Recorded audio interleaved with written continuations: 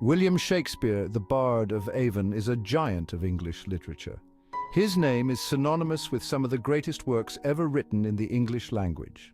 His plays and poems are considered masterpieces, studied and performed worldwide.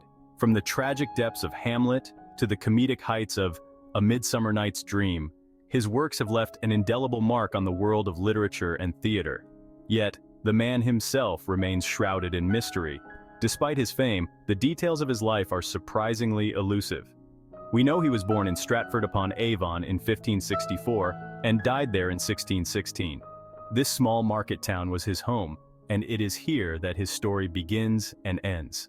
We have records of his marriage to Anne Hathaway and their 3 children. These documents provide a glimpse into his personal life, but they leave many questions unanswered. Beyond these basic facts, details about his life, education, and experiences are surprisingly scarce. The gaps in his biography have led to much speculation and debate. This lack of biographical information has fueled centuries of debate and speculation. Scholars and enthusiasts alike have pored over the scant evidence, trying to piece together the puzzle of his life. How could a man from such humble beginnings, with no apparent university education, possess the knowledge and artistry evident in his works? This question has puzzled many and given rise to numerous theories. This question lies at the heart of the Shakespeare authorship controversy. Some believe that the man from Stratford could not have written such profound works. Some scholars argue that the historical Shakespeare was a real person who wrote the plays attributed to him.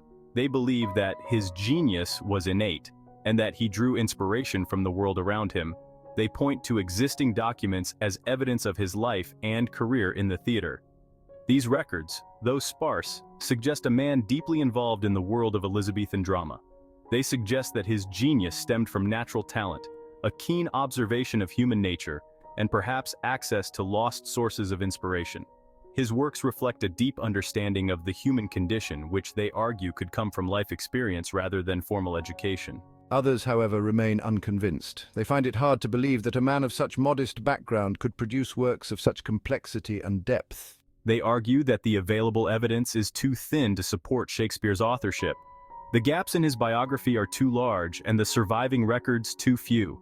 They point to the complexity and sophistication of the plays, which seem to reflect a depth of knowledge and experience beyond what we know of Shakespeare's life. The plays cover a wide range of subjects, from law and politics to history and the human psyche. This depth of knowledge suggests a well-educated author, someone with access to extensive resources and learning. The play's intricate plots and rich language seem to demand a level of education and experience that Shakespeare, as we know him, did not have. This group proposes alternative authors, individuals with backgrounds and educations that they believe better align with the brilliance of the plays. Names like Francis Bacon, Edward de Vere, and Christopher Marlowe are often suggested as the true authors behind the works attributed to Shakespeare. The debate continues, with new theories and discoveries emerging regularly. The mystery of Shakespeare's true identity remains one of the most intriguing puzzles in literary history. Despite the controversy, the legacy of William Shakespeare endures. His works continue to captivate audiences and inspire new generations of writers, actors, and scholars. Whether he was the true author or not, the name William Shakespeare will forever be associated with some of the greatest achievements in literature. His plays and poems remain a testament to the power of the written word and the enduring human spirit. Shakespeare's plays demonstrate an astonishing breadth of knowledge. They delve into history, politics, philosophy, law, music, and the natural world. His characters, from kings and queens to commoners, are vividly drawn and psychologically complex. His language is rich, evocative, and often deeply moving. Consider Hamlet, a tragedy exploring themes of revenge, madness, and the meaning of life. The play grapples with philosophical questions that have resonated across centuries. Or take King Lear, a poignant exploration of power, family, and betrayal set against the backdrop of a kingdom torn apart. These plays, and others like them, reveal a deep understanding of human nature, history, and the workings of power. They are filled with legal and political intricacies, suggesting a familiarity with courtly life that seems to surpass what we know of Shakespeare's own experiences. How could a man from a provincial town have acquired such knowledge? This question continues to fuel the authorship debate. The first whispers of doubt regarding Shakespeare's authorship emerged in the 18th century. critics noted the discrepancies between the perceived simplicity of Shakespeare's life and the complexity of his works. They questioned how a man with limited formal education could have produced such sophisticated and learned plays. One of the earliest and most vocal skeptics was Delia Bacon, an American writer, who argued that the plays were the work of a group of intellectuals led by Sir Francis Bacon. She believed that the plays contained coded messages and allegorical meanings that pointed to a hidden authorship. These early doubts gained traction, and the 19th century saw a surge of interest in the authorship question. Various theories emerged, proposing alternative authors such as Edward de Vere, the 17th Earl of Oxford, Christopher Marlowe, a renowned playwright of the Elizabethan era, and even Queen Elizabeth herself. Each alternative candidate comes with their own set of strengths and weaknesses. The debate over the true authorship of Shakespeare's works has intrigued scholars and enthusiasts for centuries. Let's delve deeper into the lives and claims of these fascinating figures. As a nobleman with connections to the court, I had the education, travel experience, and access to aristocratic circles that some believe are reflected in Shakespeare's plays. My extensive knowledge of the classics, law, and foreign languages is evident in the intricate details of the plays. Supporters of my authorship point to parallels between events in my life and themes explored in the plays. For instance, my tumultuous relationships and political intrigues mirror the complex characters and plots found in Shakespeare's works. Additionally, my travels to Italy, a frequent setting in the plays, provide further evidence of my potential authorship. I was a brilliant but controversial figure, another popular alternative. My life was filled with drama, espionage, and mystery, much like the plays attributed to Shakespeare.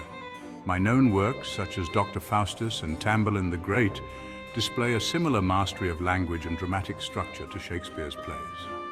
The themes of ambition, power, and human folly in my works resonate with those found in Shakespeare's canon. However, I died in 1593, several years before some of Shakespeare's most famous plays were written, making my candidacy problematic. Some theorists suggest that my death was faked, allowing me to continue writing under the pseudonym of Shakespeare. I, Sir Francis Bacon, a philosopher, scientist, and statesman, have also been proposed as the true author. My vast intellectual pursuits and contributions to literature and science make me a compelling candidate. My intellectual breadth and interest in cryptography appeal to those who see hidden meanings and coded messages within the plays. Some believe that I embedded complex ciphers and allegories in the texts, revealing my authorship to those who can decipher them. However, there is no direct evidence to support my involvement in the theater. Despite my extensive writings, there are no records linking me to the world of playwriting. The mystery remains unsolved, leaving room for endless speculation and debate. Those who doubt Shakespeare's authorship point to several pieces of evidence to support their claims. First, they argue that the historical record contains little concrete proof of Shakespeare's literary activities. While documents exist confirming his involvement in theatrical companies as an actor and shareholder, there are no surviving manuscripts of his plays in his own handwriting.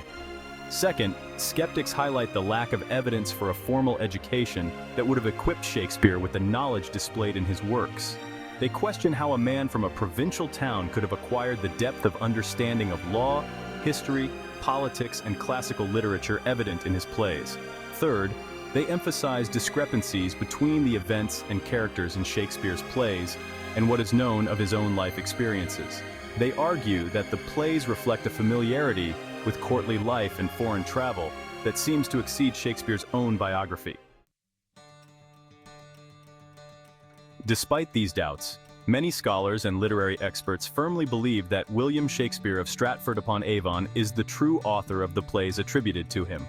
They argue that the evidence supporting his authorship is compelling and multifaceted, encompassing a range of historical, literary, and biographical elements.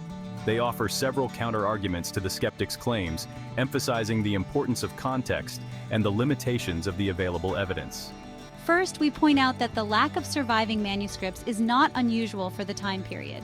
The 16th and 17th centuries were not known for their meticulous preservation of literary works. Many documents from that era have been lost due to poor archival practices, fires, and the ravages of time. Manuscript preservation was poor, and many playwrights' original works have been lost.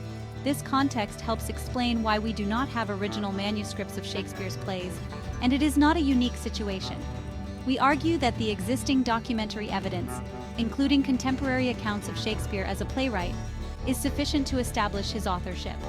These accounts come from various sources, including fellow writers, actors, and patrons who interacted with Shakespeare and recognized his contributions to the theater. Second, defenders of Shakespeare's authorship argue that his genius lay not in formal education, but in his natural talent, his keen observation of human nature, and his ability to absorb and synthesize information from a variety of sources. They believe that Shakespeare's works reflect a deep understanding of the human condition, which he could have gained through his experiences and interactions with people from all walks of life. They suggest that he may have had access to private libraries or benefited from the patronage of wealthy individuals who provided him with materials and knowledge. This access would have allowed him to educate himself and draw upon a wide range of literary and historical sources in his writing. Third, we argue that the discrepancies between Shakespeare's life and his works are overstated. Critics often point to the lack of direct evidence linking Shakespeare's personal experiences to the content of his plays, but this is a common issue for many writers. Many playwrights draw inspiration from sources beyond their own personal experiences, using their imaginations to create fictional worlds and characters. Shakespeare's ability to craft such vivid and diverse stories is a testament to his creative genius, rather than a reason to doubt his authorship. His works continue to resonate with audiences today, demonstrating the timeless nature of his insights into the human experience.